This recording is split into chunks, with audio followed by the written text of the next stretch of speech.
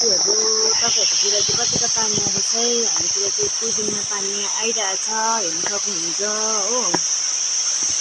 अस्तिको दिनदेखि परेको तर हिजो दिनभरि परिरहेछ, आज पनि पानी नै पानी छ।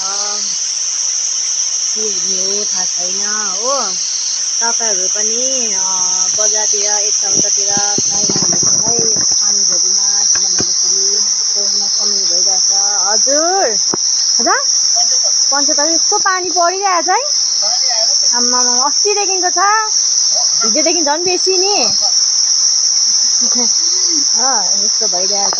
पानीहरू पर्दैछ है साथीभाइहरू, अलिक होसियारी है ल है। पानी चाहिँ निकै पर्दैछ, अलि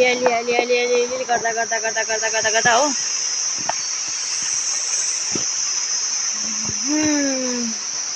केही कामहरू पऱ्यो भने मात्रै निस्किनुपर्छ है बजारतिर चाहिँ, नभए ननिस्क्यौँ होला है।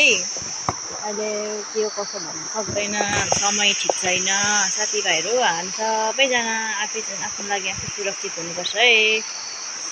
के भन्नुहुन्छ तपाईँहरूले पनि कमेन्टमा राख्नुहोस्। मेरो कुरा सही लाग्यो भने है, सही लागेन भने चाहिँ अब भन्नुहोस् तपाईँहरूले सही लागेन भनेर। हावाहरू पनि आउनु थाल्दैछ हेर्नुहोस् त, अब हावाहरू पनि चल्नु सुरु भयो है।